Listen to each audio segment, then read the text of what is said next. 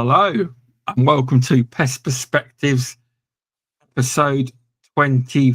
That's it, 23. On this fine sunny day, it's a bit colder than it has been recently, but this week we will have no problems because last week it kept cutting out on every podcast, but I found out there was a bug in the software. I have to have the green screen not on until they fix it. So it will not cut out, and if it does, it's just jinxed. It will just do it, just annoy me. It will. But this week we have on Tom Holmes from Tom Holmes Consulting. How are you doing? Very good. Yeah, great to be here. Thanks ever so much for asking me on. It's a real thrill. Never done a podcast before, so looking forward to it. There she is, on cue. There's Jasmine. Good evening. And there's the person that got you on the podcast. She was like, you need to get Tom on. And also I want to say, shout outs to Laura Hugh. Have you got something on? Have you got a fan on or something? It might just be the fan on my laptop. It's pretty warm where we are. Oh, you hear that? I can hear it a little bit. Don't worry about it. It's fine. Thanks to OptiCatch for promoting this podcast on their LinkedIn. It was nothing to do with Jasmine, I found out. It's Laura Hughes, the OptiCatch marketing lady. So shout outs. I think you're doing great work on the social brands with all the content I've been seeing. So you're doing a good job. I'm sure Jasmine's impressed with you. But yeah, thought I'd shout you out. But yeah. So Tom, do you want to give people if people don't know who you are, just a brief description, then we can go into your whole career. Just a brief of who you are, basically. Yeah, we'll start with where I am now. So I'm I set up Tom Holmes Consulting. You see what I did there? Back in early October of last year. And perhaps we'll come into the detail of what I do, but I provide services to not just the pest management industry, but to wider field as well. But that's where my expertise is, because I've spent almost all of my career to date within the pest management sector. I had a 2-year stint doing something different. Okay. But the type of work I was doing was not dissimilar to what I've done previously, which is new product development, what I guess you'd class as product management or marketing in its truest form of what I believe marketing is. And again, perhaps we can cover that. So that's what I'm doing now. I have a small number of clients that I split my time working with, which for now that my situation works perfectly for me. Enjoying seeing some businesses that I've known for many years from the outside, and now I'm working with them on the inside, and that's always a fascinating thing to see. I say I've been in the industry for over 20 years now. Most of that time I spent with the company Pelsis, the manufacturing distributor, which when I started was the small family-run business P&L Systems, and I joined P&L back in late 2000 as a product designer, and that's where I came from. That's my trade. I studied industrial design and product design, and joined P&L and grew with the business through from being family owned to being private equity owned, acquiring businesses and what it became in the last years. Well, I learned something there. I didn't know Pelsis was owned by a big company. I learned something there. Right. But yeah, thanks for that. So how did you, obviously, I know you said, but were you ever on the ground, as in, were you ever a technician or no? No, it's an interesting, I think one of the, sort of listening to some of the podcasts and the guests you've had on your podcast here and various other testimonies I've heard, there seems to be two approaches to when you ask anyone, how did you get into the industry? Yeah. There's either, well, I was always interested in bugs or entomology or life sciences, biology, and that was the route I was going to take. Or the standard answer is, well, I kind of fell into it by mistake. And I'm definitely the latter of those two. Yeah.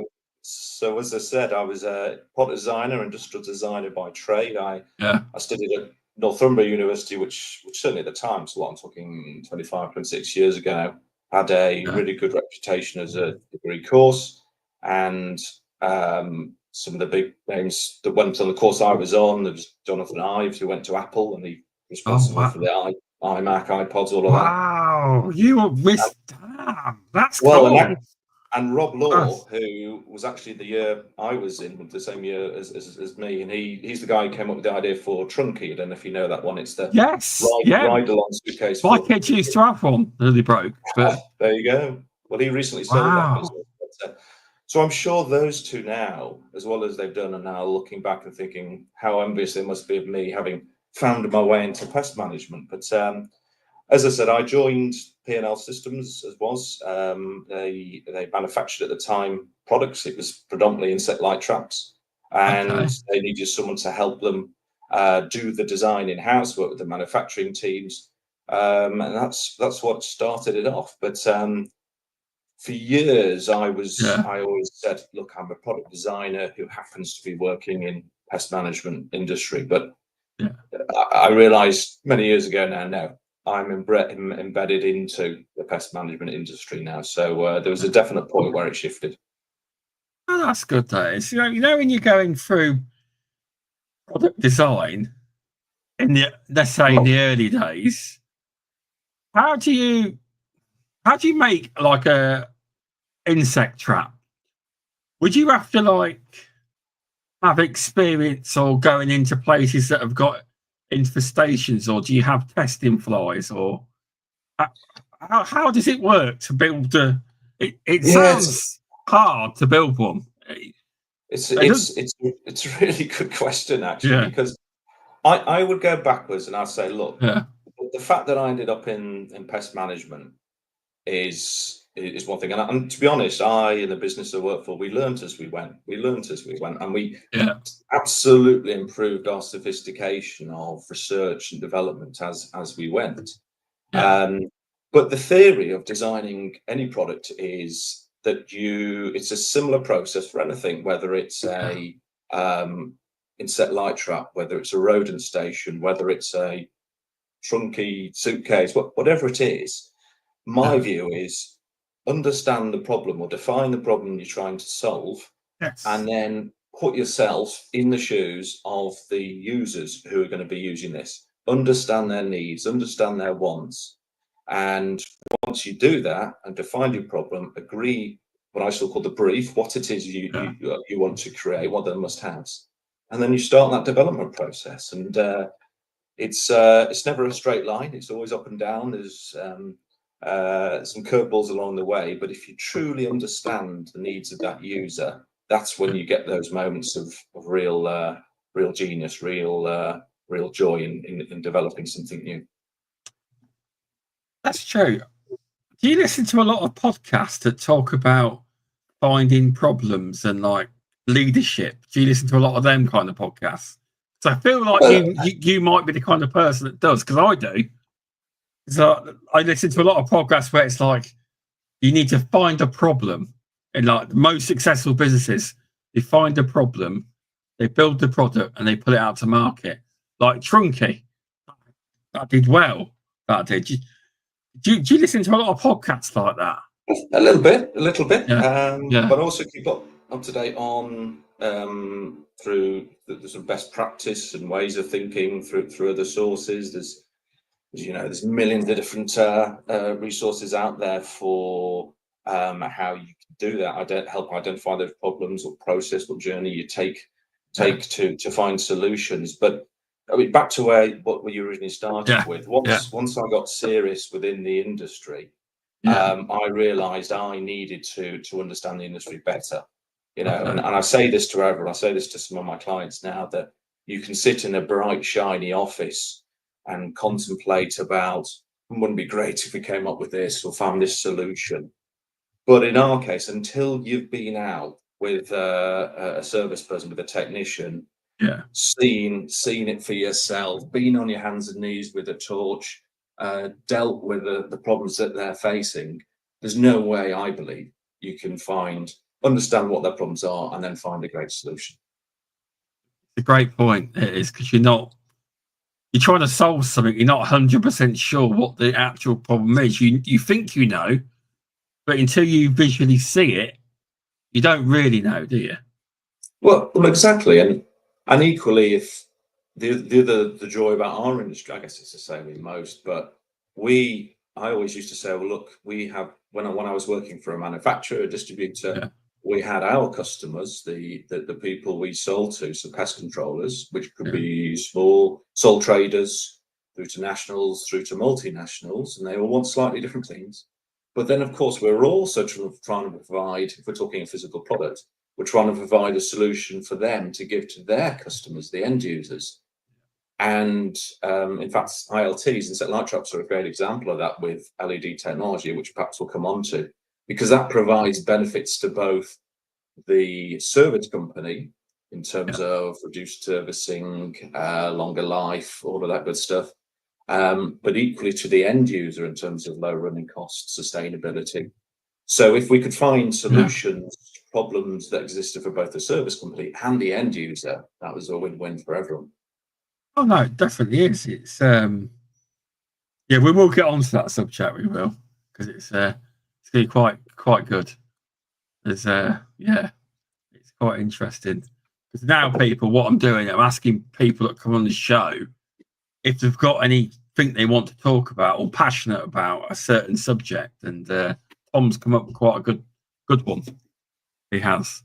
So was it like your whole way through Pelsis, was you just creating fly units, or did you do anything like, were you involved in any kind of technical training for the flies department, fly trends and all this kind of? Absolutely. Yeah. So that was, so when I joined, as I said, it was a small family-run business. Manufactured insect light traps. But that was all we did. But this was with many businesses. The idea was, how do we diversify? Fast forward to 2006, 2007, and the business became private equity owned. And then it was a case of, well, they've got a war chest of capital. What other businesses can we invest in and buy and bring in? And that really started to change the game a little bit, because then suddenly by then I had a small team of product engineers, quality engineers, and ultimately, fast forward a little bit further, entomologists, biologists, and we would start to. So between us, over a period of 10, 15 years, we developed rodent stations, bird management products. We had some consumer goods for DIY pest controllers. We some washroom products as well, which was a small part of the business. So the range of products that we developed became pretty vast. But what became crucially important is, back to where I started, we needed to understand the problem. So pretty quickly, 2009, 2010, I started to get more involved in the business, in the industry. So that for me meant going out with our customers, getting up at 4 a.m., going out on their jobs with those guys to really understand the problems, the good and the bad. Because equally it was fascinating. You could speak to medium to large size pest control businesses, and their managers, the district managers or the leaders, would say one thing. Speak to the boots on the ground pest technicians, and they would show you a very different picture. So to understand it's all roses with the managers. It's all roses. And then on the ground it's a different matter. It is. Exactly. And so everything that you learn very quickly what matter technicians, that you have a solution that is simple and quick to use, that does an effective job, so that we can limit and callbacks and scheduled visits, commonality of consumables, again ILTs particularly important, all the insights you got from working closely with people using the products was critical. But then I started to represent the business on different industry bodies. So I I represented the business on Crewe when that was opened up to the stewardship regime was first coming in. I represented business there, so that was a bit of an eye-opener.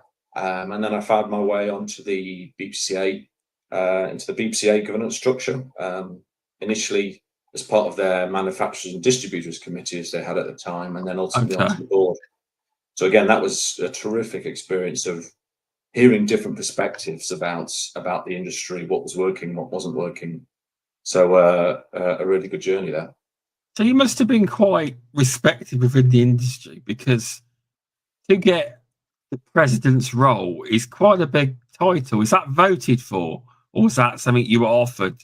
Because you were, it's quite a big title, to be fair, to get the president of the BPCA. It wasn't something I took on lightly. I'd be lying if I said there wasn't times. Look, guy from the association called an M&D, a manufacturers and distributors background, is this right? But so to answer your question, so I joined the board initially, and whatever that was, 14 or so people, and the then president was going to be stepping down after the end of the two-year term, and I was sort of suggested I could put myself forward. I did. There was a vote, and I was lucky enough to get on. But I was very lucky as well. The board at the time was very strong. It was a lot of well-known or strong experience, and people there. A really good blend between small, large service companies, other manufacturers and distributors. So Paul Westgate was on there. Mark Williams from I know you've had him on the show. Mark Williams from Ecolab, Mike Ayres, physician. Rupert Broom, Martin Cobbold.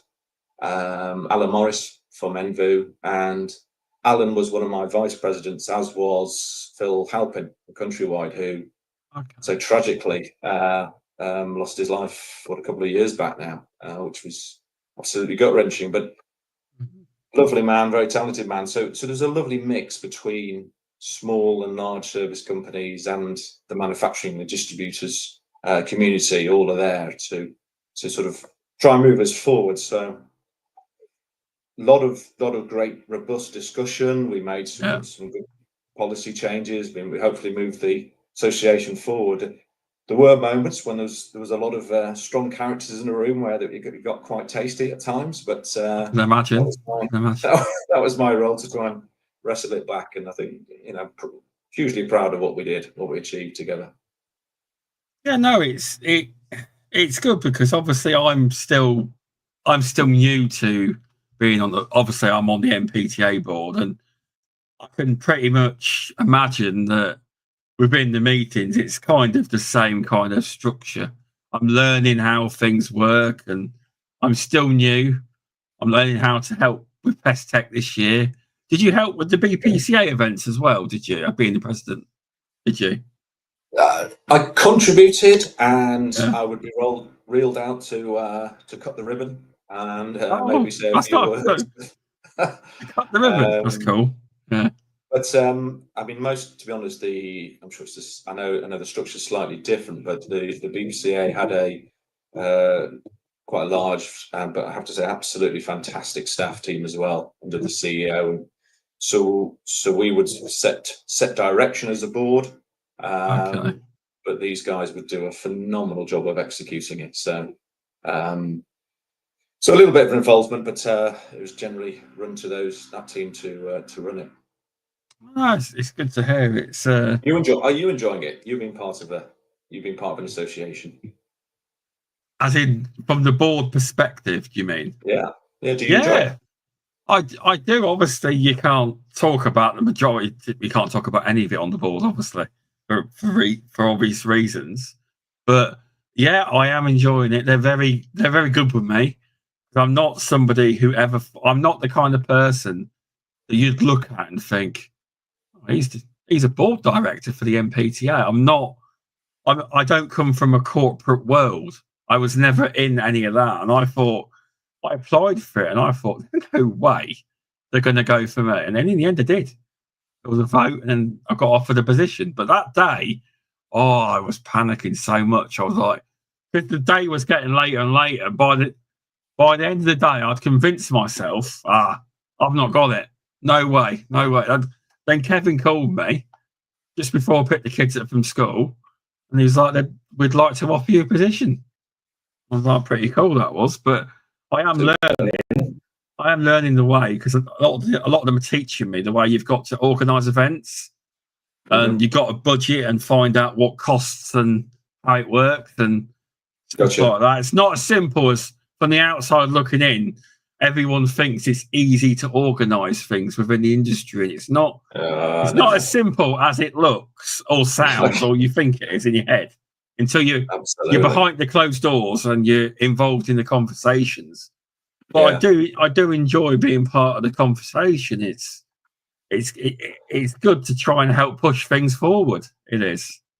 Well, exactly. And I'm just picking up when you said there about, you never thought you'd come from a corporate world or whatever. For me, that's it's not relevant, but that's not the point. The point is, the analogy I use, if you were putting together a sports team, football, you don't want 11 strikers on the pitch. You need a blend of different skills, backgrounds, experiences, hopefully all pointing in the right direction. But and that was my view with the boards that I was part of. The ones that worked well were the ones where we had some small service companies, medium, multinationals, and equally some people from consultants there, manufacturers and distributors, all with different backgrounds, all with different expertise. It has to have that blend. No, it does. Jasmine's in agreement. She put, "I agree, corporate or otherwise, the more diverse the perspectives, the better." Because she's obviously she's on the committee. She's actually the leader of the Women in Pest Control Committee and on the board of directors as well. So Jasmine's going through it with me. She's learning about it all, the trade body side. But yeah, it's good to have a good mix. It is. It's something I always wanted to do ever since I started to get more active in pest control or on socials and that. I was like, I wanted to, but I didn't think you could apply for them. But it's something, when Kevin took over, he wanted to put it out there to see who was interested in giving it a go. And they picked me for some reason. Who knows? Well, they would only pick you if they thought you could bring something to the party. I'm sure you are. Well, yeah, I am. Bring the spice. Only if needed. But yeah, it's good to get your view on what it was like to be the BPCA president. Did it, because you were the president, did it give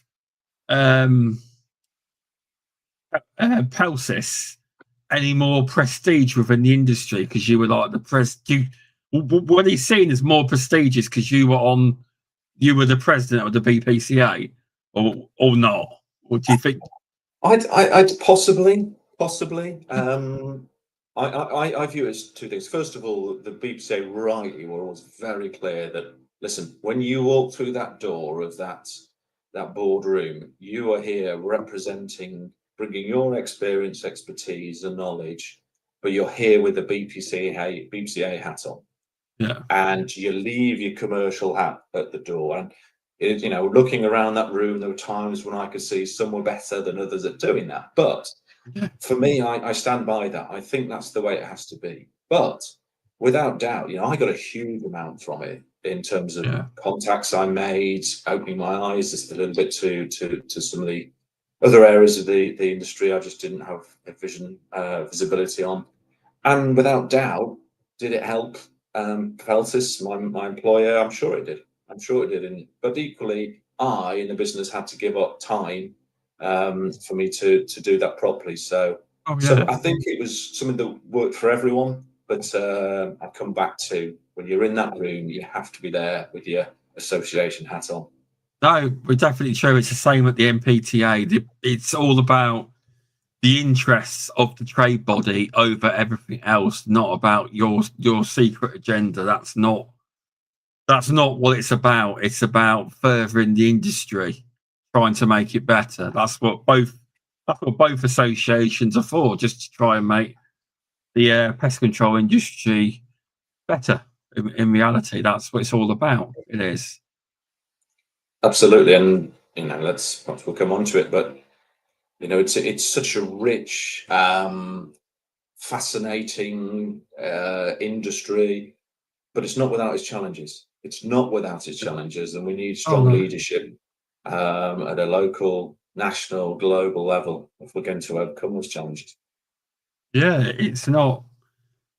It's not. There is a lot of the biggest challenge at the minute. I'd feel, obviously not because I work with my dad. I'm in a small business, but I do know that the recruitment element of it is a massive problem, because they say statistically half the industry is going to retire in the next 5 to 10 years. So that's a challenge that I think both trade associations are trying their best to push to get to certain, because it's like you do want young people in the industry, but you've got to get them at the right age, so you get the right temperament. So it's like you want young, but sometimes when you say young, you mean someone who's 30, not always 17 coming in. But anyone, any age, if they've got the right mindset and they want to do it, can be in it for life.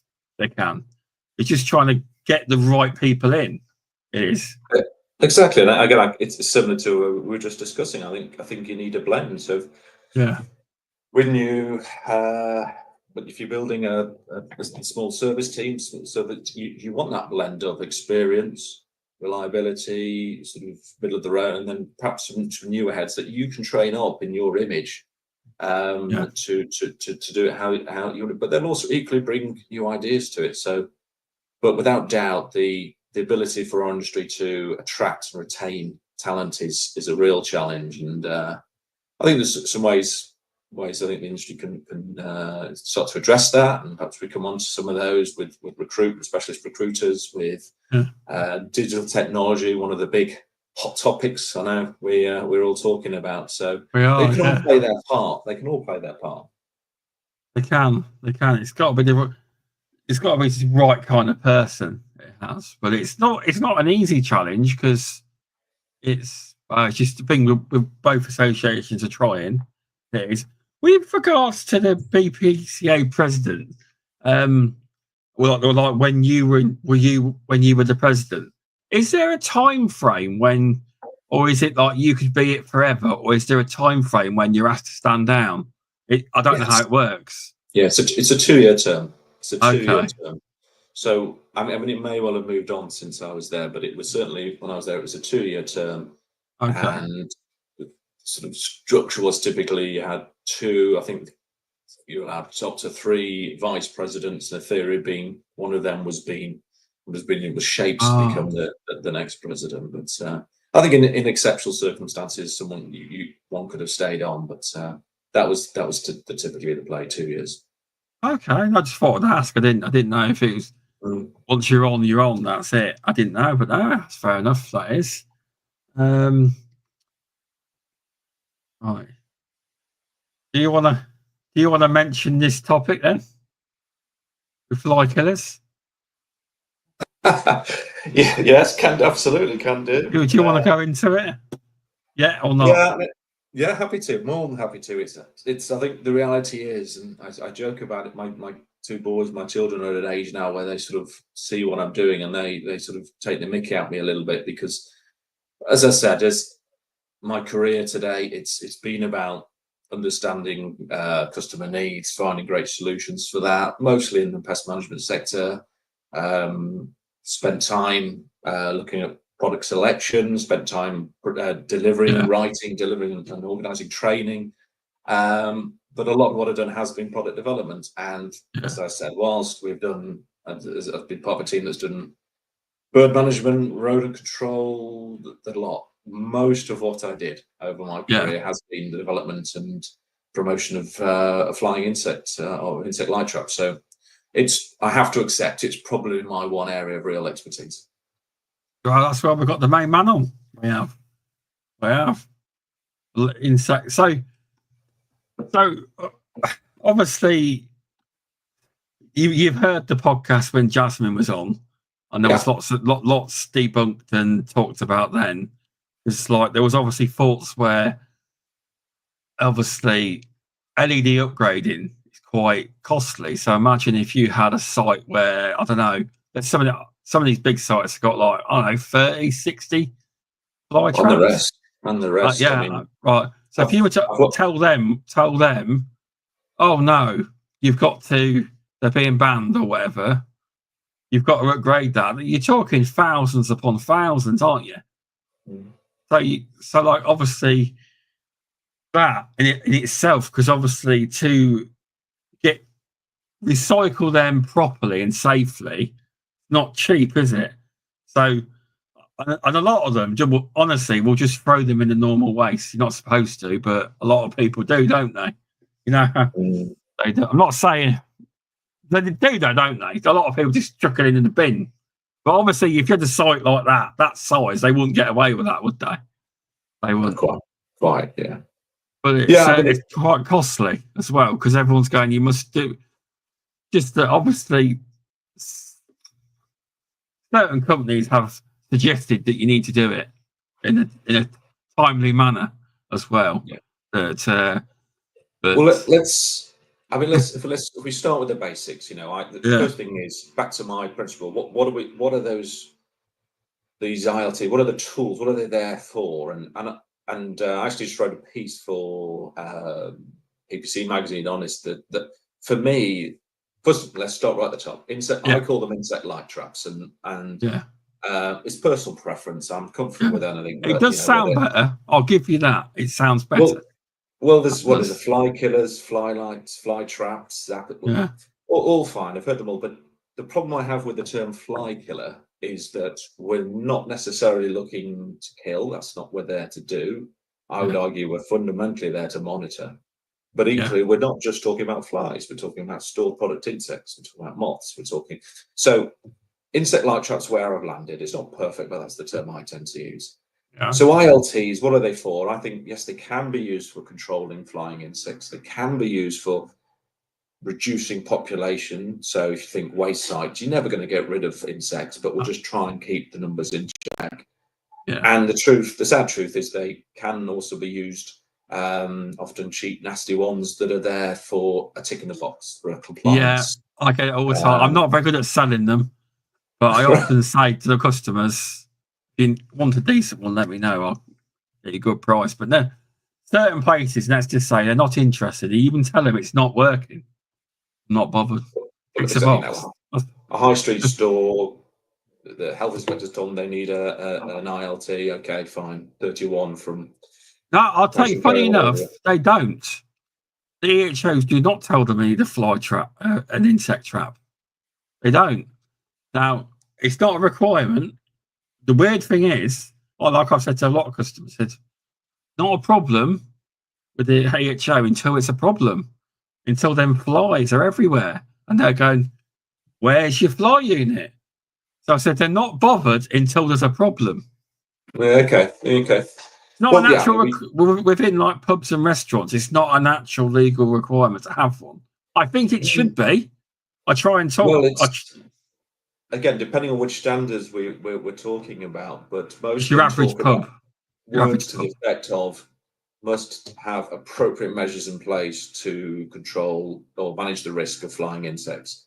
Now that's pretty open. How do you do that? Yeah. So typically, best practice, of course, would be to have a insect light trap and some screening, so for doors, windows, etc. But so those are the ways that I believe that the insect light traps are can and typically used.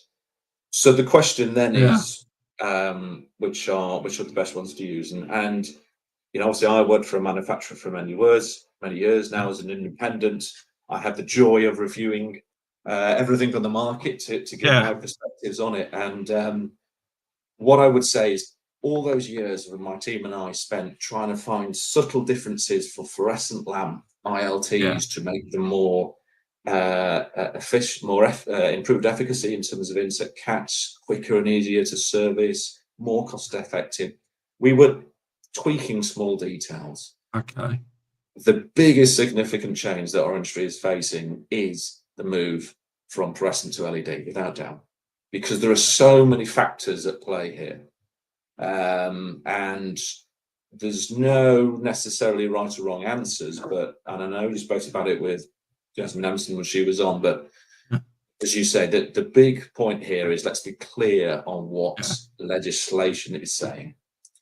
So the latest, as I understand it, and I'm keeping reasonably abreast of it, is that so to confirm that for the ROSH directive, EU's ROSH directive, fluorescent lamps were across Europe, so we're just talking Europe here, were banned. Yeah. Okay. Little white purpose lights. Yeah. UV lamps got an exemption. So they said, yeah, there's no real alternative for UV lamps, so we'll give a 5-year exemption, and then we'll review it at the end of that period to see what we want to do then.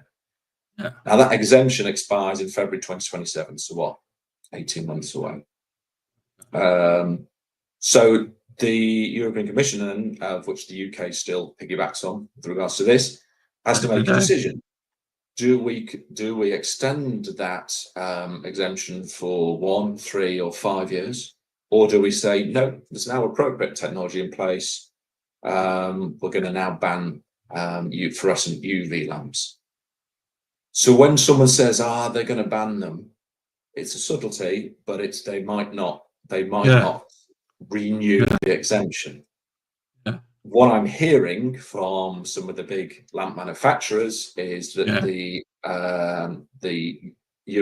UK lighting industry has put in a request to have the exemption renewed, and by just putting in that request, that automatically pushes it back 1 year, because they need more time to review it, which means we have at least across Europe until February 2028 for fluorescent lamps to be available, and then they may choose to extend it.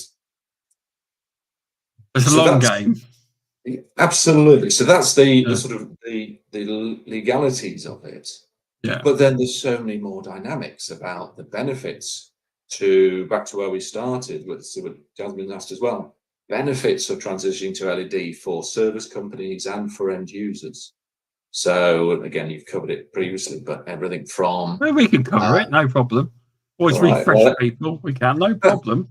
I know you're a really good expert in his field, so let's talk about it. Definitely. Yeah, well, I mean, this is it. I mean, you could have me going for days on this, but so what have we got? So what are the benefits of moving to LED? Well, fundamentally for end users, the benefits are that they absolutely get improved sustainability. So all fluorescent lamps include a small amount of mercury, which is a toxic material, easily when recycling still finds its way into the rivers and streams and waterways. So we can remove all of that. They draw significantly less power to run, which, by the way, gives end users potentially huge power cost, energy requirements, lower energy requirements, therefore much lower running costs. And as you say, Shaun, if it's a large site, so I mean, you said 30, 40. I mean, I've worked with sites where they've got 200 ILTs in. Exactly. I've never been to that level. think of a supermarket chain that might have what, 8,000 ILTs across all their stores and distribution centres across the UK. So, I mean, we're talking huge numbers. So if we can save 50, 60, 70 quid a year on the running costs times 5, 6, 7, 8,000, you can do the maths. So real benefits there. And they last for up to 3 years as well. And this is where it starts to get interesting what different manufacturers are claiming now. But up to 3 years is what I've seen, rather than 1 year life of fluorescence. And that gives a number of different benefits. Because for a start, the manufacturers are, and it's a real dilemma for manufacturers and service companies, because they are using less lamps because they're lasting for 3 years. So firstly, for manufacturers, they're not selling as many physical lamps, which is part of the reason why they're charging more, I believe, for the LEDs. But also it means they're not having to ship them around. So wherever the lamps are produced, and I may be wrong, but I'm not aware of any lamps that are produced, UV fluorescent lamps or UV LED lamps that are produced in the UK. So they're coming into the UK, they've been shipped around, and then service companies are having to ship them around to sites to install them. There's a lot of moving of stuff here, which is costing money, taking people's time, but also pumping out CO2 into the environment. So we can reduce all of that.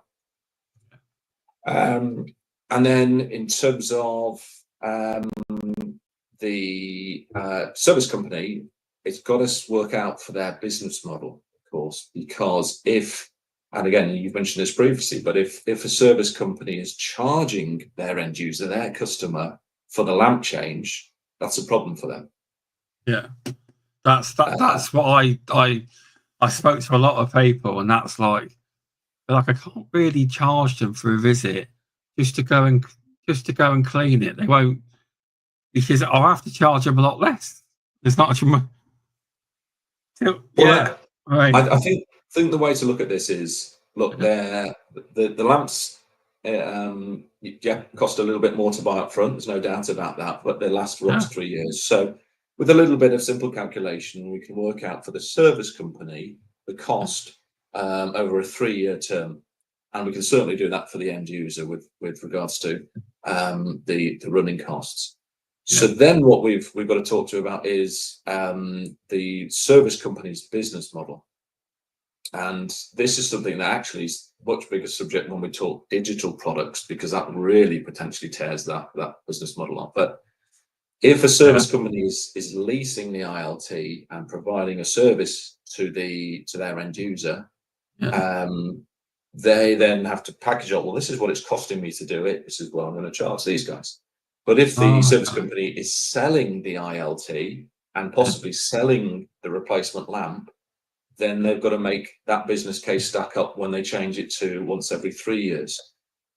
So there's a lot of dynamics that are at play there, which my recommendation to all technicians, small businesses, service companies would be, think about how that will affect with your business model, depending on whether you lease products or whether you sell them. Yeah, it wouldn't affect us really, because we replaced. We had the Killgerm Titan. Just you know the Titans. We have one of them. We replaced it for a Bauer LED. The ones that do clusters. Right. Okay. But we don't actually service. It doesn't. We're not the kind of company that goes around servicing multiples to make money out of it. So us switching to LED literally makes no difference to us at all. So what's your model, Shaun? Then do you sell the ILT to that customer so they pay you whatever they pay, or do you pay for the ILT and then your service contract pays you back for the cost of that ILT? How does it work? No, they just paid us for it. They did. Okay. So it's a place we do monthly servicing, mainly for rodent, but it's like a big manor house, and they have it for flies. But it's done its job. The LED has ever since. It's not something we make massive money out of. The fact that the other we've still got to tighten up there, but eventually we will replace the other one with an LED. We will. Gotcha. But it's not something that we are big into.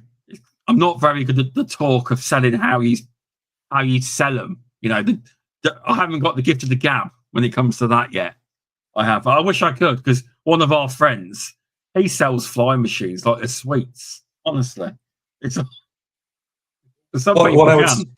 Yeah. I mean, there's definitely salesmanship to it, but I think comes back to what is the problem you're trying to solve. So if your client, your customer, if they're a food processing, food production, then you're quitting, because the story to say you need to monitor the amount of flying insects in your facility, and the best way to do that, probably a glue board insect light trap, and then you can get into the detail behind that.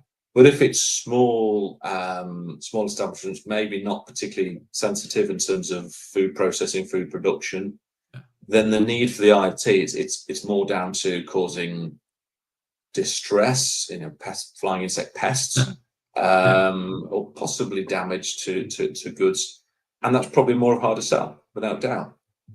So it very much depends on your customer base as to how effective you're going to be at putting those units in. Yeah, I haven't got anywhere that are like proper food sites and anything like that. I haven't.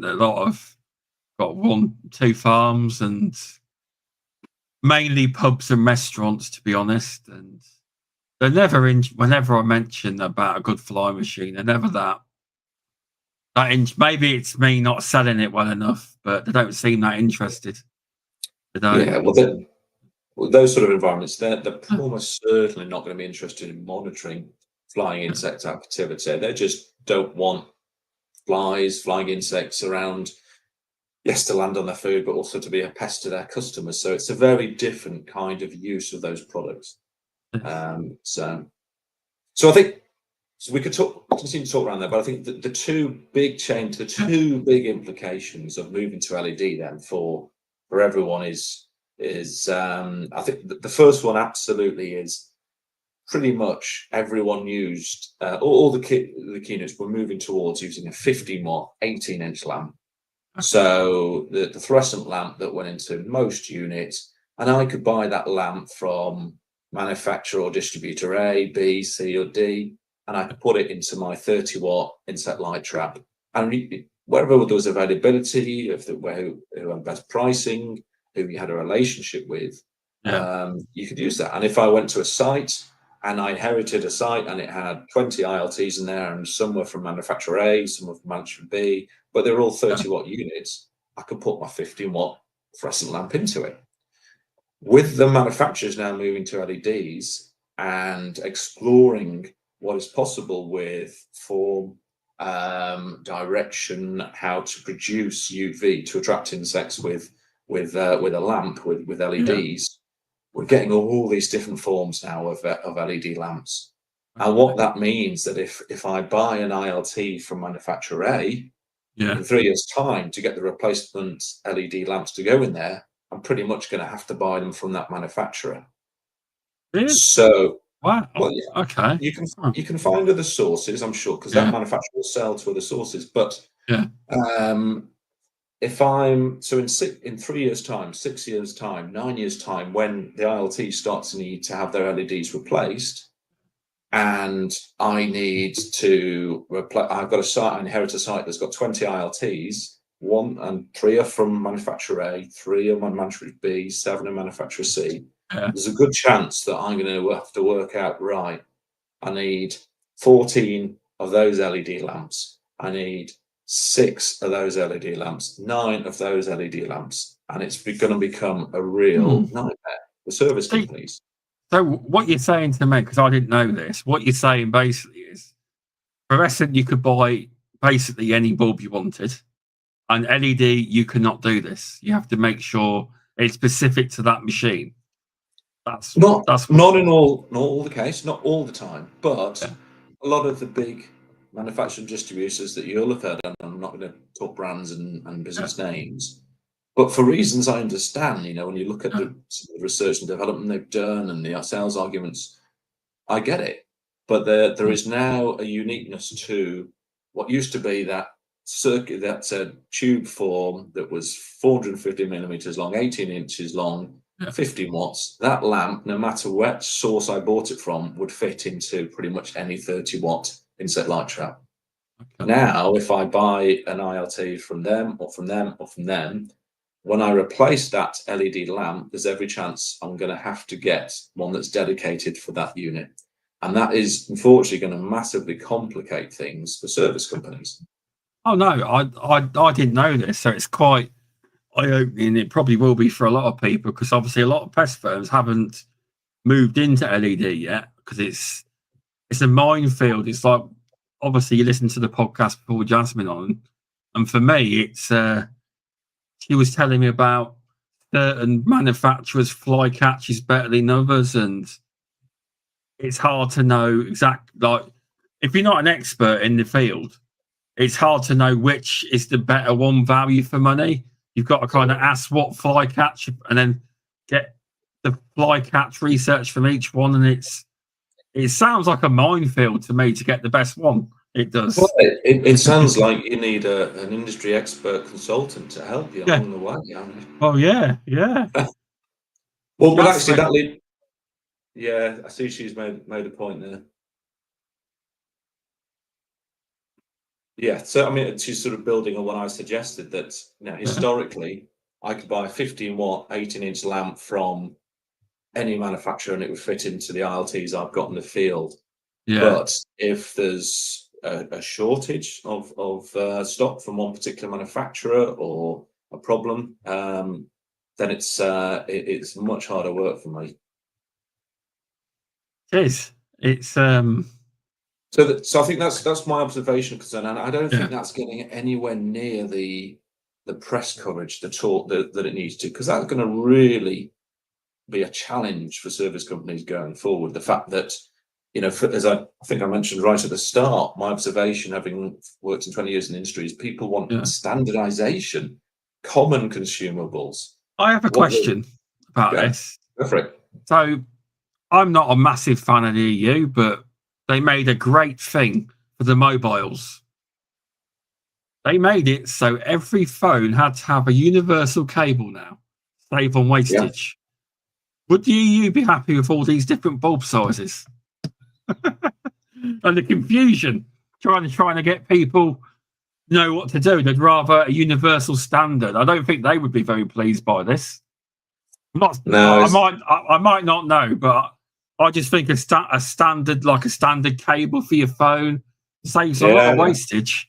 But I was thinking maybe they wouldn't be too happy about that, because they'd want a standard size so anyone can use any bulbs. But it's not how the world works, is it? No, but for me, it comes back to where we start when we're talking about my background in product design, product development, that understand the problem you're trying to solve. And if the problem we're trying to solve is there's a risk around fluorescent lamps, either legislation-wise, they may be banned, or more likely the availability will become less. Perhaps the costing is going to go up as less people are dealing in fluorescence. We've got to find an alternative. LEDs, perfectly sensible way to go, but you could argue we're solving one problem but creating another problem. Solving the problem of we need an alternative UV source, but we're creating the problem of non-common, non-standard parts that, again, is on the chat, I see, but there's also higher value, costs more, so that's more stock that people potentially would be holding. So I think that's something that I believe is going to become a bigger issue for service companies in the years ahead. And then the final thing, just that we have to mention, we haven't touched on it yet, is we can, is efficacy. So insect catch. Okay. And I've been there, I've done it I remember those years when business I was with, Pelsis, we were starting to develop LED technology, and we had 15 years expertise as my team in developing ILTs, and we had the labs where we would rear flies and test products, and we had equipment to measure the UV commit. We were confident we were going to have pretty quickly some really effective LED ILTs. But the development work that was required to get ILTs using LEDs that were at least as effective as fluorescent lamp ILTs was incredible, because there's so many variables of direction. What angle do we put these LEDs at? I know there are some available now where they are 360-degree output, which is quite a nice idea.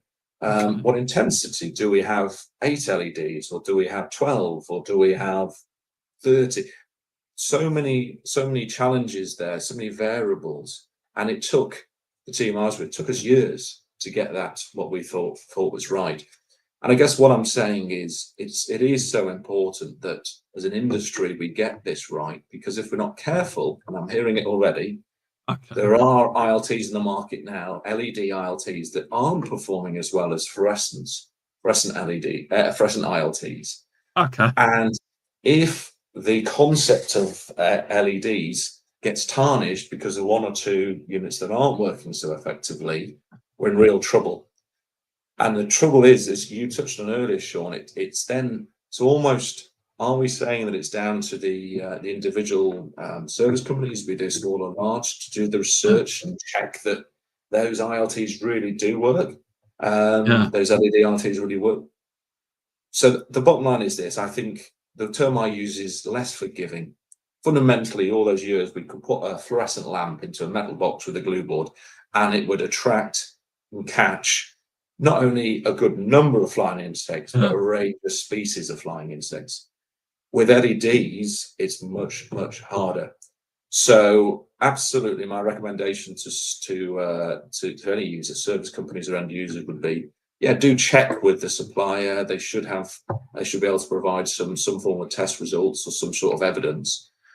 But there's nothing like putting a unit into the field and seeing how it performs, as opposed to the fluorescence, because in the real world environment, that's when you know, is it catching the range of different insects that my old fluorescent unit used to catch.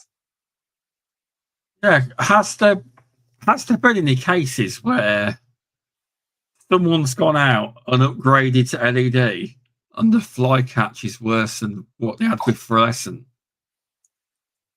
I can imagine that's probably happened, maybe. Yeah, so I need to caveat this answer with absolutely no how to phrase this, in terms of the industry as a whole. So not with my personal background, but the industry as a whole. I have absolutely heard of multiple examples of that, and often there may be reasons behind that. So how people are testing ILTs in the real world needs some thinking. So you can't put two units next to each other and test which catches more. For whatever, the LEDs just don't seem to work like that. So it's a case of test, maybe it's 1 week with a fluorescent, second week with an LED, repeat that, and then take it out. So the test protocol is important.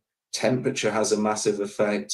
So you've got to get your testing right and sensible. But to answer your question, absolutely, I've heard repeatedly examples of some ILTs that are in the market that just aren't catching either as many insects as a fluorescent or the range of species of insects that we would expect to catch in terms of store product insects, moths, etc. See, that's got to worry people, because imagine if you're a business and you've gone and said, this is the latest and greatest, and they've gone and spent that money with you. Technically, they could say you're full of it, and that could damage your reputation, saying we bought all this, now we've got worse results. So it's not a good thing if that has happened. It's not a good look for LED, is it? Really? No. Exactly. And my worry is that if the industry continues to have bad examples or bad experiences with some LEDs, either in a particular environment or with a particular new model of LED unit, then will the industry turn around and go, you know what, all of this LED stuff is rubbish, it's crap, I'm not going near it. Then we've got a real problem. Yeah. So, I mean, what I'm giving my views, some food for thought here based on my experience. But equally, if you have strong relationships with your suppliers, just have the conversation. I'm a bit worried about this. Can you help me out? Show me, prove to me that it's going to work, or can you support me maybe with a sample which I can put into one of my trusted customer sites and trial it, see, just so you as a service company and ultimately as an end user can gain that confidence. I guess to summarize, I'd say probably don't assume that it's going to work just as good as your old fluorescent. You need to get that confidence. All right. You are. I mean, I'm going off what you've given out some valuable advice there. You have, because I would in the future, I'd love to be. My aim is we're having a website rebrand for our company, and my aim is to be able to be one of these people that can actually put the message across to you and sell LED fly units. But there's the goal eventually. You never know. Yeah, I mean, we've talked around many of the themes there. So the think benefits I always used to you used to talk about the basics. What are the features, advantages, and benefits to both service companies and to end users? And speaking with the manufacturers, they're all make their claims, and there's some really good stuff out there. So speak with your supplier, ask them to help you out. What do you think the advantages are and benefits to end users? And it'll be sustainability. It'll be improved longer life. It'll be reduced CO2. All of this, running cost, of course, is the big one. So they can help you. They should be able to help you create that story that you can then pass on to your customers. Okay, thank you for that. But yes, there's some great advice for the LED. With the bulbs, why is it in actual LED? I'm going to say that in cars they blind you. They do. Is there any reason why they all blind you on the roads? I don't like LEDs in cars because they blind you. They're much more intense, aren't they? I guess fundamentally in that application, it's a good thing. We're getting brighter light to light up the road, and yes, we'll all be blind eventually. Well, I remember years ago.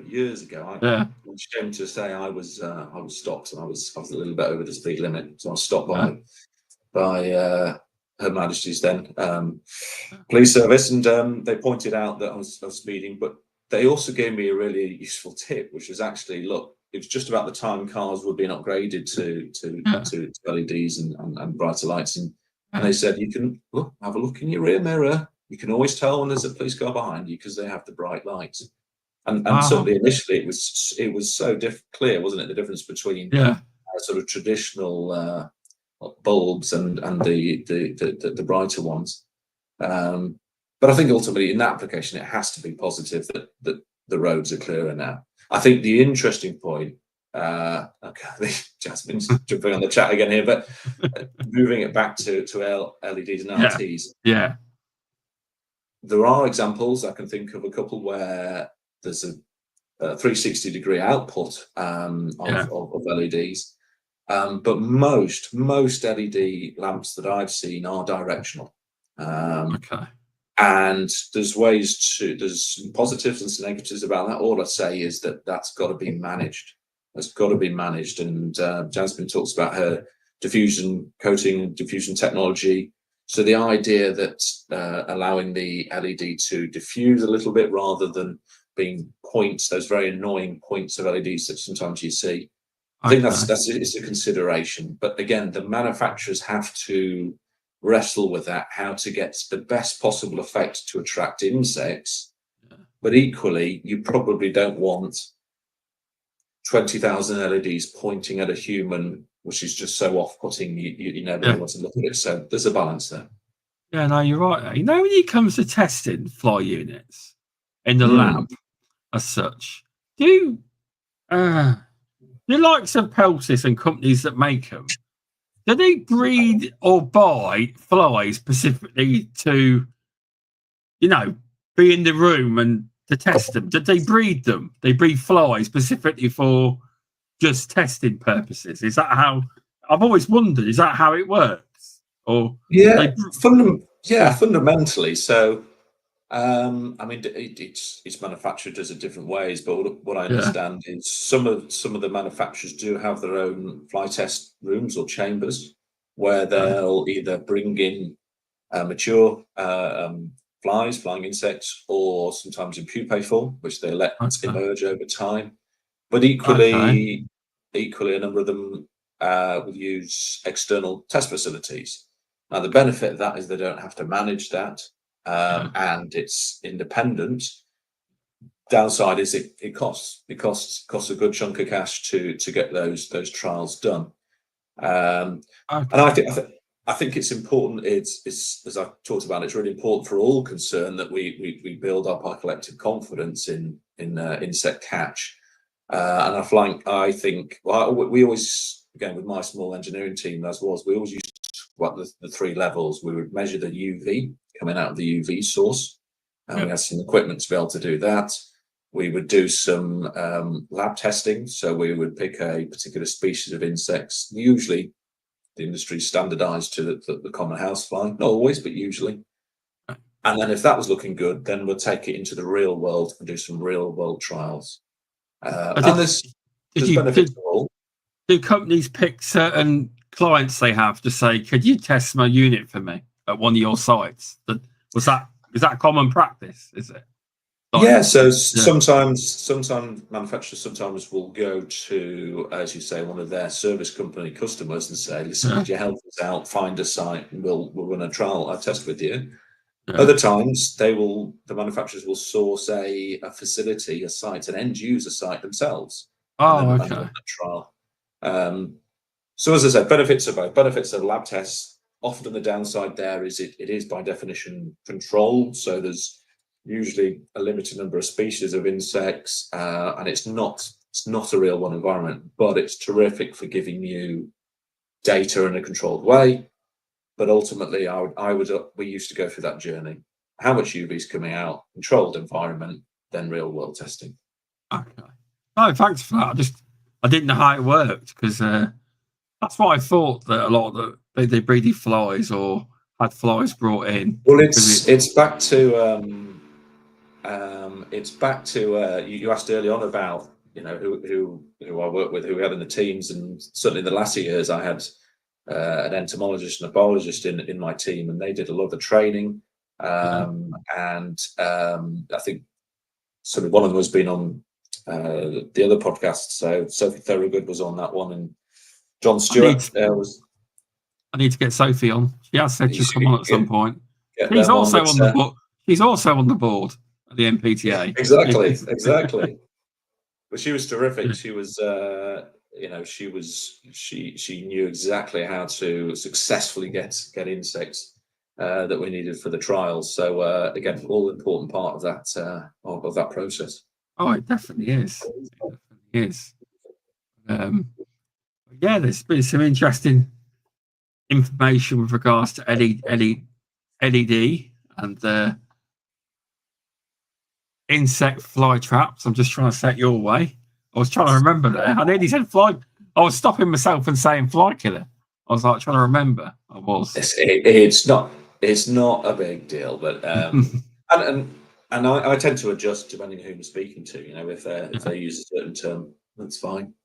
That's fine. Yeah. So yeah, we've dealt with that topic. Very good topic. That whole section will be clipped into bits. I'll make sure, like Jasmine's was. But when there's certain interesting topics, the podcast will go out as normal. But I've started to, when there's an interesting section, just clip it into a clip and release it as a little mini podcast too. And they do quite well, actually, believe it or not.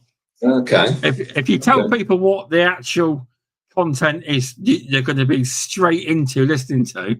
A lot of times, loads listen. That's interesting. Yeah.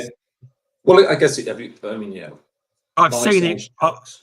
I've seen it with different, because obviously, I listen to a lot of podcasts. And I see a lot of podcasters clipping up certain little bits of chunks out of the podcast and doing that as well. And it does all right. I'll tell you, it does well.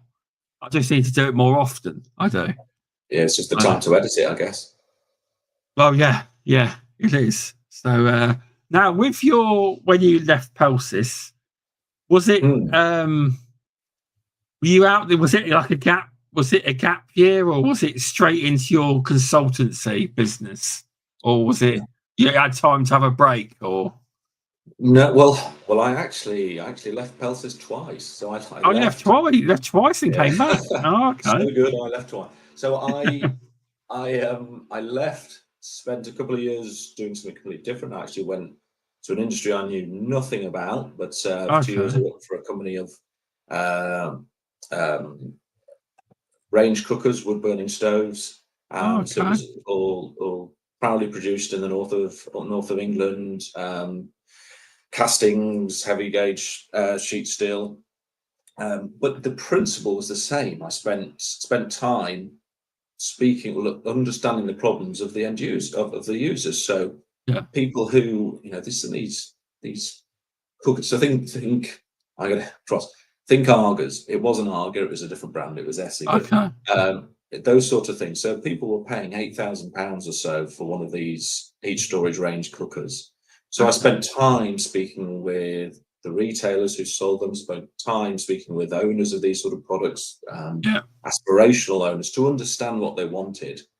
And then we created a product strategy, which we started to develop some great products through and get them through to market. So even though it was an industry that was completely new to me, the principles, what I've done for so many years in our industry, applied. And then I got the opportunity to go back to Pelsies, back into the industry. And as someone said, what did they say to me? Flies are in my heart, or whatever they said. So it drew me back in. Yeah. Well, you seem very, very passionate about it. You do. So I can definitely tell.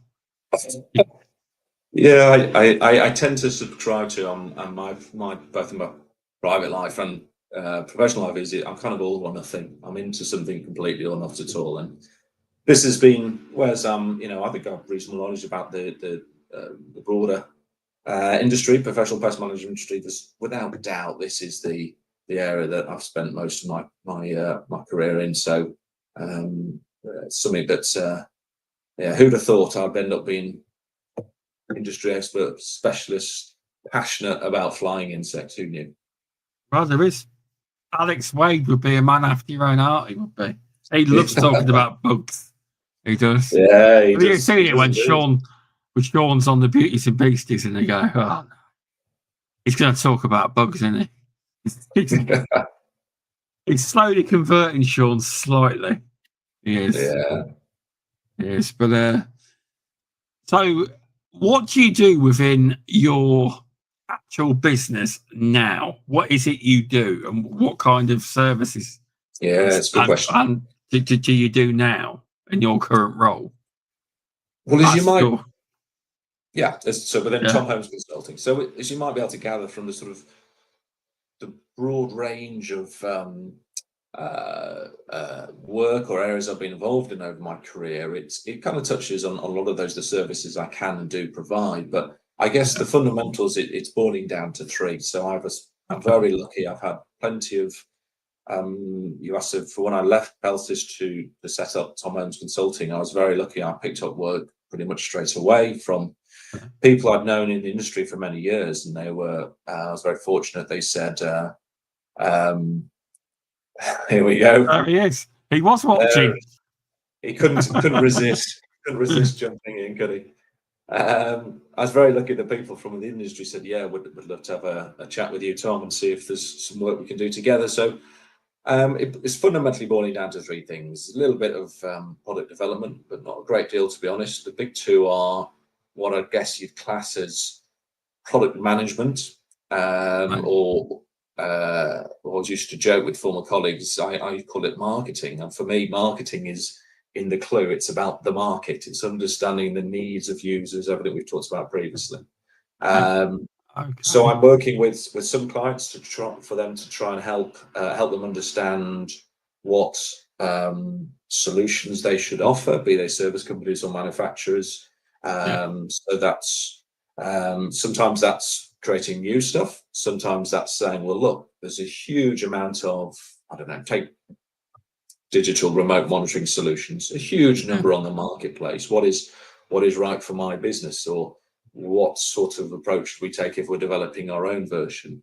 So I'm helping some clients with that, and then there's a little bit of process development. So the stuff that I think many people find incredibly dull, but it's the geek in me enjoys of, look, if we're going to develop a new product, how do we get from I've got a bit of an idea here to actually launching a product? And I'm helping some people get some processes in place that works for them in that respect. So bit of a broad brush. I've got a small number of live clients at the moment, but thoroughly enjoying the variety of work with the variety of businesses that I'm doing. Yeah, that's good to hear. It's See, normally when you hear consulting in pest control, it's normally the person goes out and does field biology. You've got a unique perspective within their pest consultancy, because most of them are they are mainly in, they go out to site, train people, field biology. You're coming from a different angle. You are exactly. And I was trying to be very clear on that right from the off. And so if you take the likes of Alex or Alex Wade or Paul Westgate, or I mean, they're incredibly knowledgeable, talented biologists, entomologists, pest professionals. Whereas, as we've talked about them, I came from a product development and process way, and then learnt about the industry. So I guess to remember Venn diagrams you drew as a kid. So two circles, the overlapping bit in the middle is is where the likes of Paul or Alex and I probably meet, which is a little bit of how do we solve the problem of public health pests. Their background's more the entomology and biology side. My background's more the product development side. But there's that middle section that we probably overlap on. I know it's different, a different perspective. It is to the consultancy. It is. Yeah. It's product development. It's not one.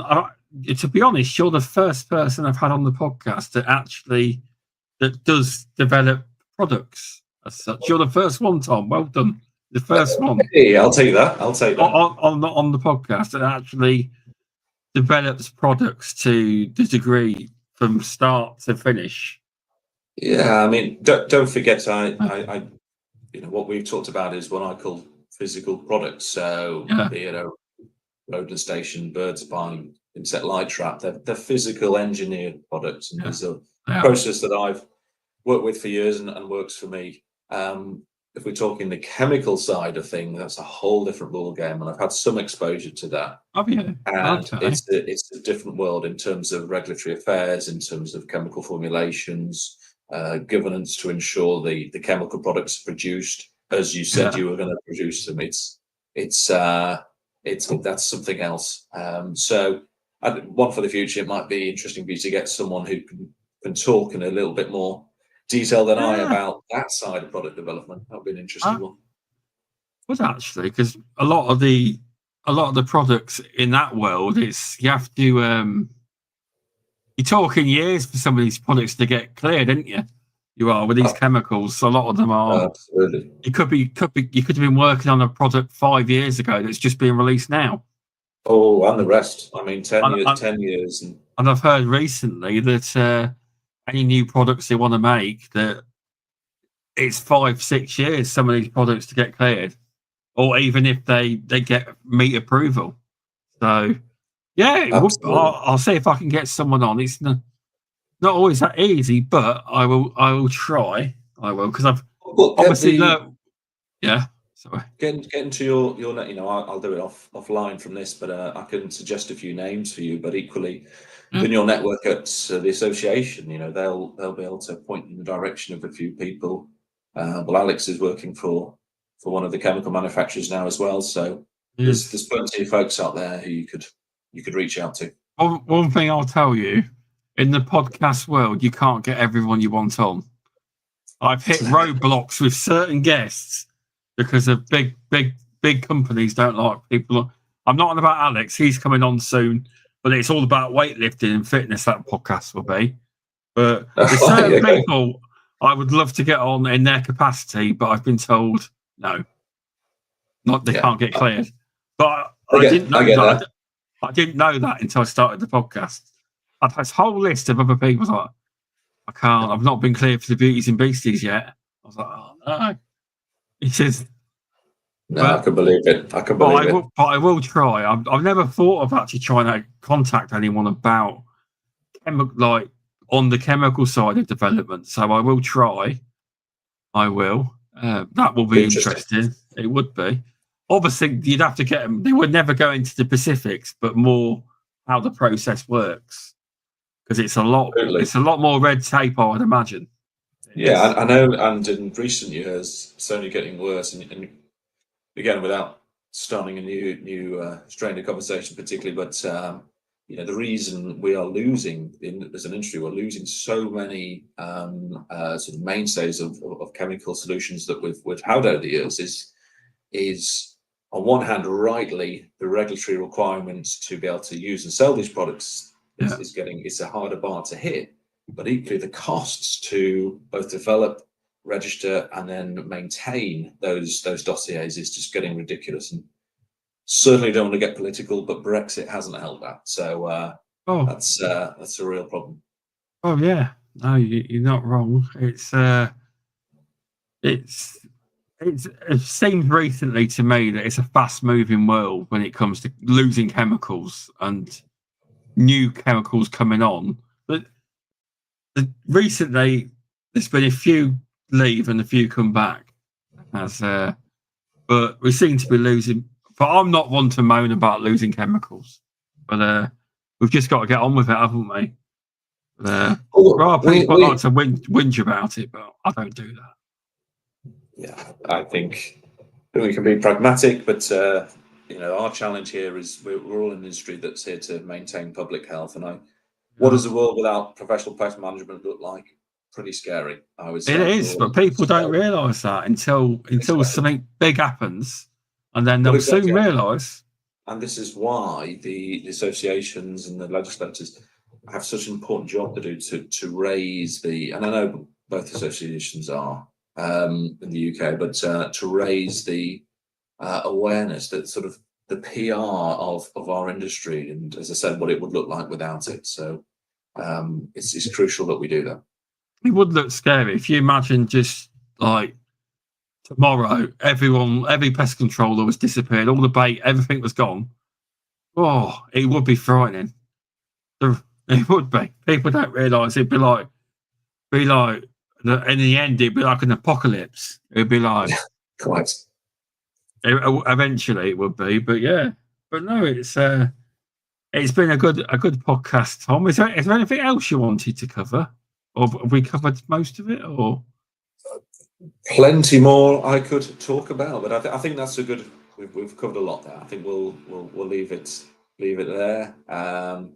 I think what I would say to yourself, to your subscribers, listeners, if anything that I've said resonates and you'd like to hear a little bit more, just reach out to me. Or equally, if you've got a differing view, I'd love to hear a different perspective. It's the name of the podcast, different perspective that I've not considered. So do get in touch.